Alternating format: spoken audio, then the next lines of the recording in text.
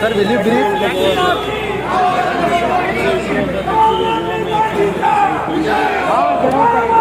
आप लोग नमस्कार, कैसे हैं?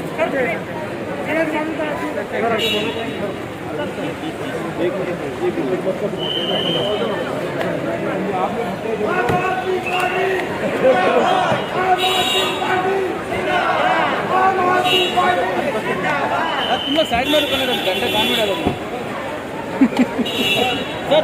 आप भी क्या बीच में अभी sir sir sir sir sir sir sir थोड़ा नीचे करो ना सर, थोड़ा